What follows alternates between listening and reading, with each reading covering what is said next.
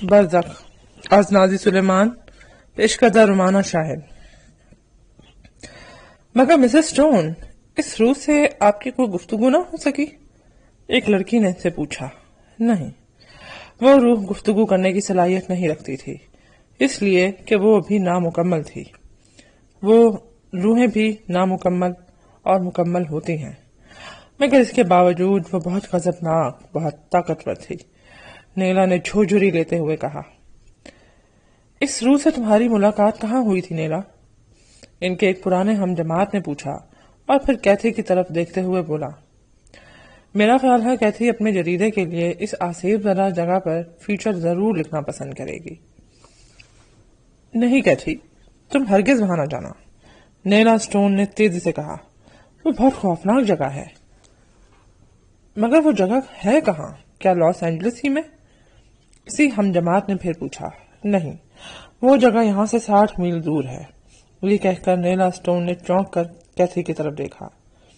اس کی نظروں میں حیرت اور تجسس تھا۔ یہ ایک چھوٹا سا قصبہ ہے، سینٹ یولایا نام ہے اس کا۔ سینٹ یولایا؟ سینٹ یولایا کے نام پر کیتھی چونکی، مگر یہ احساس اسے چند لمحوں کے بعد ہوا کہ ڈینیل نے اس قصبے کا ذکر کیا تھا، اس لیے اسے یہ نام مانوس سا لگا تھا۔ میں اس آسیب والا مکان پر ضرور فیچر لکھوں گی نیلا، مجھے اس مکان کا پتہ بتاؤ۔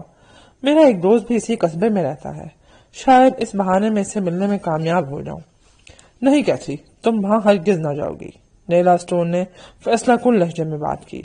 اسی وقت کسی نے کھانا لگ جانے کی اطلاع دی اور وہ سب ڈائننگ ہال کی طرف بڑھ گئے۔ کافی دیر کے بعد جب کیتھی گھر جانے کے ارادے سے باہر نکلی تو نیلا اسٹون اس کی کار کے پاس کھڑی تھی۔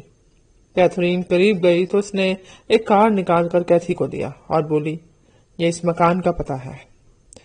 کیتھی، مجھے تمہیں یہ پتہ نہیں بتانا چاہیے، اور میں یہ بھی چاہتی ہوں کہ تم وہاں نہ جاؤ، مگر پھر بھی نہ جانے کیوں میں یہ پتہ تمہیں بغیر بتائے رہ نہ سکی۔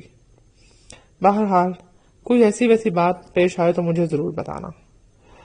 کلیٹن میں بارش کا سلسلہ سر شام ہی شروع ہو چکا تھا، اور اس وقت موسلا دھار بارش وادی کے نشیب و فراز پر اور قصبے کی گلیوں اور چھتوں پر برس رہی تھی۔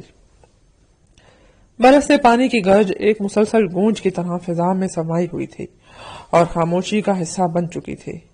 نرس سیسلا حسب معمول ایلس کمپیوٹر کے سامنے بیٹھی آلو کے کتلے کھا رہی تھی اور ایک میگزین اس کے سامنے پھیلا ہوا تھا۔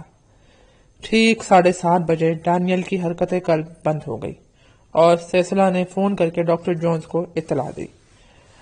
ڈاکٹر جونز اس وقت جنرل وارڈ میں ایک مریض کے جلے ہوئے سینے پر دوا لگا رہا تھا۔ ریسیور رکھنے کے بعد وہ دوبارہ اپنے مریض کی طرف متوجہ ہوا، مگر اسی وقت اچانک چھت میں آویزاں ٹیوب لائٹ جھلملائی اور 2-3 مرتبہ بجھنے کے بعد جب دوبارہ روشن ہوئی تو اس کی روشنی اتنی دھیمی تھی کہ وہ واضح طور پر اپنے مریض کو دیکھ بھی نہیں سکتا تھا۔ جونز نے میز پر پڑی ہوئی ٹارچ اٹھائی اور جھنجھلاتے ہوئے لہجے میں بولا، بارش کی وجہ سے شاید بجلی کے تاروں میں کوئی گڑبڑ ہو گئی ہے۔ مریض کے سینے پر دوا لگانے کے بعد ڈاکٹر جونز جنرل وارڈ سے نکلنے لگا تو ایک مریض جو اپنے بستر سے اٹھ کر بیٹھا ہوا تھا جھنجھلائی ہوئی آواز میں بولا، ڈاکٹر، اس وقت ملاقاتیوں کو اندر آنے کی اجازت کس نے دی؟ ملاقاتی؟ کیا مطلب؟ ڈاکٹر جونز نے تعجب سے کہا، اس وقت کوئی ملاقاتی اسپتال کے اندر نہیں آ سکتا۔ ابھی ایک آدمی دروازے میں کھڑا اندر جھانک رہا تھا، اس مریض نے تیزی سے کہا۔ اور ڈاکٹر، یہ آپ کے ہیٹر کے ساتھ کیا مسئلہ ہے؟ دیکھیے سردی کتنی اچانک ناقابل برداشت ہو گئی ہے۔ میں ابھی جا کر بجلی اور ہیٹر کو ٹھیک کرواتا ہوں، لیکن آپ کسی آدمی کا ذکر کر رہے تھے، کوئی ڈاکٹر ہوگا۔ ملاقاتی تو کوئی بھی اندر نہیں آ سکتا۔ نہیں جناب، وہ کوئی ڈاکٹر نہیں تھا، میں نے تو اسے پہلے کبھی اسپتال میں دیکھا بھی نہیں۔ وہ لمبے قد کا ایک ہٹا کٹا آدمی تھا، اس کے بال سنہری اور وہ نیلے کوٹ پہنے ہوئے تھا۔ ڈاکٹر جونز نے بے یقینی سے اس مریض کی طرف دیکھا اور پھر سر جھٹک کر نچلی منزل کو جانے والے زینے کی طرف بڑھ گیا۔ بجلی کا مین سوئچ اور فیوز باکس ڈسپینسری کے پیچھے تھا، مگر جب جونز وہاں جانے کے لیے ڈسپینسری میں سے گزرا تو اس نے ایک عجیب و غریب منظر دیکھا۔ دواؤں کے ڈبے اور بوتلیں الماریوں سے نکل کر فضا میں اڑ رہی تھیں، دیواروں سے ٹکرا رہی تھیں اور فرش پر گر کر ٹوٹ رہی تھیں۔ کچھ دیر کے بعد ڈیپ فریزر کا ڈھکنا آپ ہی آپ کھلا اور اس میں موجود دوائیں اور خون کی بوتلیں اچھل کر باہر آئیں اور فرش پر آ گریں۔ ایسے لگ رہا تھا جیسے کوئی نادیدہ ہستی ان چیزوں کو تیش اور غضب کے عالم میں اٹھا اٹھا کر پھینک رہی ہے۔ کچھ دیر کے بعد اس غیر مرئی ہاتھ نے ڈیپ فریزر اور الماریوں کو اوندھے کر کے فرش پر پھینک دیا۔ جونز بہت مضبوط اعصاب کا آدمی تھا، مگر یہ منظر دیکھ کر اس کے اعصاب پر کپکپی طاری ہو گئی اور وہ الٹے قدموں ڈسپینسری سے باہر آ گیا۔ اپنے دفتر میں پہنچ کر اس نے انٹرکام کا بٹن دبایا اور گیٹ پر موجود سیکیورٹی گارڈ سے پوچھنے لگا کہ ابھی کوئی اسپتال میں داخل تو نہیں ہوا۔ گارڈ نے بتایا کہ اس نے 1.5 گھنٹے پہلے گیٹ مقفل کر دیا تھا اور تب سے کوئی شخص اندر نہیں آیا۔ ڈاکٹر ڈیٹن جب کمرے میں داخل ہوا تو نرس سیسلا کمپیوٹر کے سامنے بیٹھی ہوئی بارش کو برا بھلا کہہ رہی تھی، جس کی وجہ سے بجلی کی روشنی اتنی مدھم ہو گئی تھی اور ہیٹر بالکل جواب دے گئے تھے۔ ڈاکٹر ڈیٹن نے نیم تاریکی میں اپنی میز تلاش کی اور پھر وہ اس طرف بڑھا، مگر ابھی وہ اپنی نشست پر بیٹھنے بھی نہ پایا کہ اچانک روشنی کا ایک جھماکا سا ہوا اور چھت میں نصب تمام ٹیوب لائٹیں پھٹ گئیں۔ کمرے میں ایک لمحے کے لیے گہری تاریکی چھا گئی، مگر کچھ دیر کے بعد رفتہ رفتہ ان کی آنکھیں دھندلے میں کسی حد تک دیکھنے کے قابل ہو گئیں۔ نرس سیسلا سہم کر ڈیٹن کے نزدیک آ گئی تھی۔ چند لمحوں کے بعد سیسلا کی کانپتی ہوئی آواز ابھری، کوئی راہداری میں پھر رہا ہے۔ ڈاکٹر جونز ہوگا، ڈیٹن نے تسلی آمیز لہجے میں کہا۔ وہ نیچے بجلی کا فیوز دیکھنے گیا تھا۔ نہیں، یہ ڈاکٹر جونز کے قدموں کی چاپ نہیں ہے۔ سیسلا نے سرگوشی کی، دونوں کان لگا کر سننے کی کوشش کی، مگر باہر سناٹا چھایا ہوا تھا۔ ڈیٹن اپنی نشست سے اٹھا اور سیسلا کے کندھے تھام کر اسے میز پر بٹھاتے ہوئے بولا، کوئی بھی نہیں ہے سیسلا، تمہارے کان بج رہے ہیں۔ مگر سیسلا شاید اس کی بات نہیں سن رہی تھی۔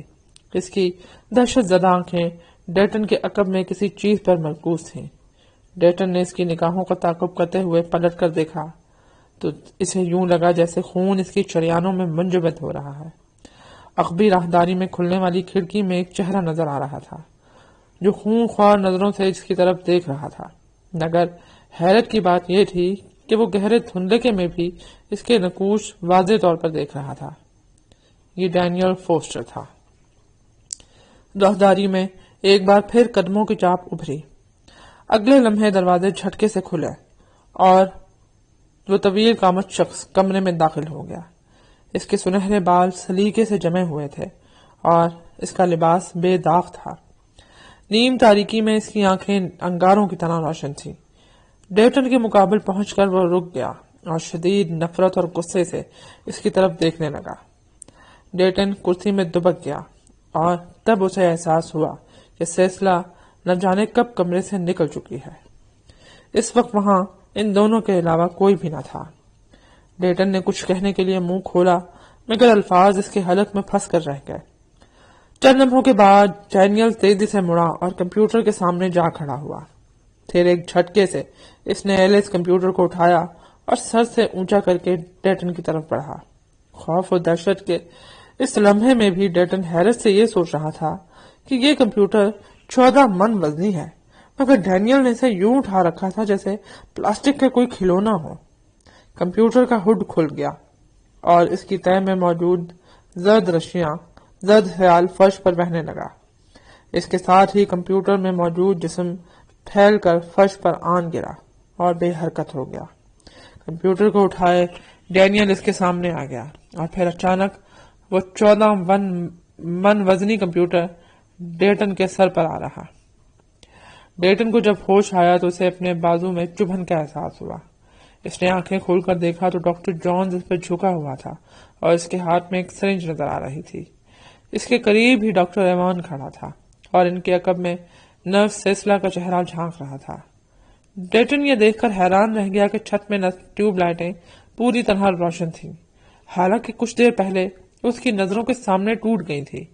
گردن گھما کر اس نے کمرے کے دوسرے گوشے کی طرف دیکھا تو کمپیوٹر اسی طرح چبوترے میں نصب تھا اور اس میں موجود ڈینیل فوسٹر کا جسم شیشے میں سے نظر آ رہا تھا۔ یہ سب کچھ آنے سے آپ نے اتنی جلدی کیسے ٹھیک کر لیا؟ ڈیٹن نے حیرت سے کہا اور فرش کی طرف دیکھتے ہوئے بولا، یہاں تو اس بدرو نے کچھ دیر پہلے کمپیوٹر پھینک کر سارا فرش گندا کر دیا تھا، آپ نے اتنی جلدی صفائی کیسے کر لی؟ یہ کہتے ہوئے اسے یاد آیا کہ کمپیوٹر تو اس نے میرے سر پر پھینکا تھا۔ بے اختیار اس کا ہاتھ سر کی طرف چلا گیا اور یہ جان کر وہ حیران رہ گیا کہ اس کے سر پر کوئی زخم، کوئی گومڑا تک نہیں تھا۔ تو کیا یہ میرا وہم تھا کہ ڈینیل یہاں آیا ہے اور اس نے کمپیوٹر اٹھا کر میرے سر پر دے مارا؟ ڈیٹن نے جونز کی طرف دیکھتے ہوئے دھیمی آواز میں کہا۔ نہیں ڈیٹن، یہ تمہارا وہم نہیں تھا۔ تم نے جو کچھ دیکھا وہ اگرچہ حقیقت کی دنیا میں وقوع پذیر نہیں ہوا، لیکن بہرحال یہ تمہارے ذہن کی پیداوار بھی نہیں تھا۔ ڈینیل کی روح واقعی یہاں موجود تھی اور اس کی موجودگی کو تمہارے علاوہ باقی سب نے بھی محسوس کیا اور دیکھا۔ جونز یہ کہہ کر ایک لمحے کو رکا اور کچھ سوچتے ہوئے بولا، اصل میں جب روح دنیا میں آتی ہے تو ہم اس کی ذہنی کیفیت یا خواہشات یا ارادوں کو مادی صورت میں دیکھتے ہیں۔ یہ سب کچھ ہمارا وہم یا ہمارے تخیل کی کارگزاری نہیں ہوتا، لیکن اس نے جو کچھ کیا، مطلب جس طرح تیش کے عالم میں اس نے کمپیوٹر اٹھایا اور میرے سر پر دے مارا، اس سے تم کیا مطلب اخذ کر سکتے ہو؟ ڈیٹن کے لہجے میں جھنجھلاہٹ تھی۔ اس کی پہلی وجہ تو یہ ہو سکتی ہے کہ وہ ہمیں یہ احساس دلانا چاہتا ہے کہ ہم اس کمپیوٹر کو بند کر دیں تاکہ وہ آزادی سے جہاں چاہے جا سکے، اس لیے کہ جب بھی اس کی حرکت قلب بند ہوتی ہے یا دوسرے لفظوں میں اس کی روح جسم سے آزاد ہوتی ہے، یہ مشین مسلسل اسے دوبارہ زندہ کرنے کی جدوجہد میں مصروف ہو جاتی ہے اور بالآخر اس کی حرکت قلب بحال کر دیتی ہے اور یوں روح کو واپس اپنے قالب میں آنا پڑتا ہے۔ یہ کہہ کر جونز نے ڈیٹن کی طرف دیکھا اور بولا، دوسری وجہ یہ ہو سکتی ہے کہ اسے شاید تم سے کوئی ذاتی اناج ہو سکتا ہے ڈینیل کی زندگی میں تم نے ایسی کوئی حرکت کی ہو جس کی وجہ سے وہ تمہاری جان کے در پہ آ گیا ہو۔ نہیں، ہرگز نہیں، میری اس سے کیا دشمنی ہو سکتی ہے؟ ڈیٹن نے یقینی لہجے میں کہا، پھر اچانک جیسے اسے کچھ یاد آ گیا۔ ہاں، ایک مرتبہ ایک لڑکی کی وجہ سے ایک ہوٹل میں ڈینیل سے میری کچھ تلخی ہوئی تھی، لیکن وہ تو بہت معمولی سا واقعہ تھا۔ میں نے اس کی ساتھی سے محض چند سیکنڈ بات کی تھی جو اسے ناگوار گزری۔ ڈاکٹر جونز، یہ کوئی اتنا اہم واقعہ تو نہیں تھا جو دشمنی کی بنیاد بن سکے اور جسے وہ مرنے کے بعد بھی یاد رکھے۔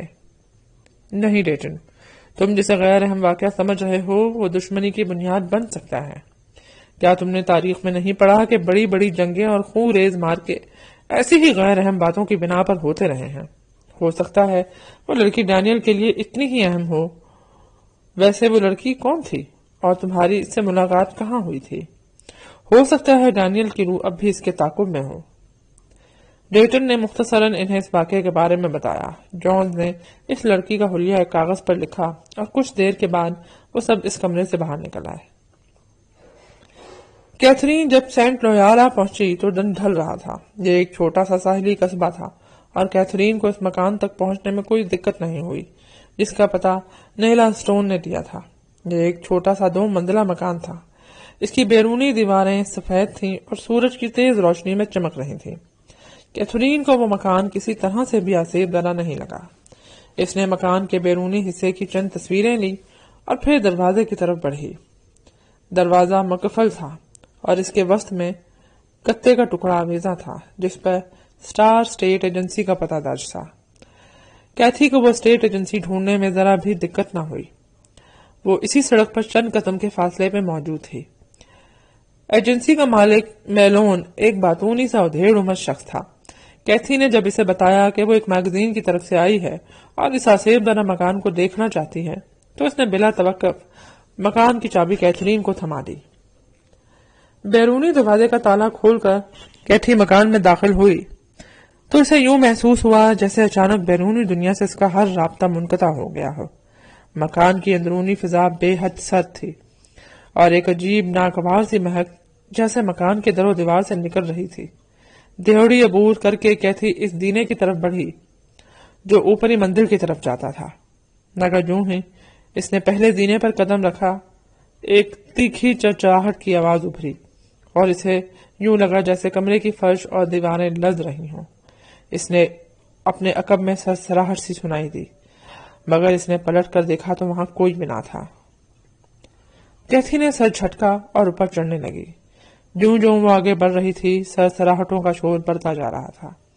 اس کے ہر قدم کے ساتھ پورا زینہ لرز رہا تھا، اور لان میں لگے ہوئے اونچے درخت مکان کی کھڑکیوں اور دیواروں سے ٹکرا رہے تھے۔ یوں محسوس ہو رہا تھا جیسے مکان کی دیواریں کھوکھلی ہیں اور ان میں حشرات الارض رینگتے پھر رہے ہیں۔ شاید یہ میرے ذہن میں بسے ہوئے اس تصور کی وجہ سے ہے کہ یہ مکان آسیب زدہ ہے۔ آسیب کچھ نہیں ہوتا، یہ سب فرضی کہانیاں ہیں۔ کیتھرین نے اپنے خوفزدہ اعصاب کو پرسکون کرنے کے لیے بلند آواز سے کہا، اور اس کے ساتھ ہی سرسراہٹوں کا شور تھم گیا۔ اوپر کی منزل پر پہنچ کر اس نے ہال کمرے کی کچھ تصویریں اتاری اور پھر خود بخود اس کے قدم اس دروازے کی طرف بڑھ گئے۔ ہال کے آخری سرے پر نظر آ رہا تھا اور تیز ہوا میں ہولے ہولے لرز رہا تھا۔ جب وہ اس کمرے میں داخل ہوئی تو ایک بار پھر سرسراہٹوں نے اسے گھیر لیا۔ تیز ہوا کے جھونکے کھلی ہوئی کھڑکیوں کے راستے کمرے میں داخل ہو رہے تھے، اور فضا میں سردی اتنی شدید ہو گئی تھی کہ کیتھی کا مفلر اپنی گردن کے گرد لپیٹنا پڑا۔ اس نے آگے بڑھ کر کھڑکی کو بند کیا، مگر نہ تو سردی کی شدت میں کمی آئی اور نہ سرسراہٹوں کا شور تھما۔ پھر اچانک کیتھی کو ان سرسراہٹوں کے پس منظر میں قدموں کی چاپ سنائی دی، جو لمحہ بلمحہ واضح تر ہوتی جا رہی تھی۔ شاید یہ اسٹیٹ ایجنسی کا مالک ہوگا۔ وہ دیکھنے آیا ہوگا کہ میں یہاں سے کچھ چرا کر تو نہیں لے جا رہی، کیتھی نے خود کو تسلی دینے کے لیے کہا، مگر اس کے ذہن کے کسی گوشے میں یہ احساس موجود تھا کہ یہ کوئی اور ہے۔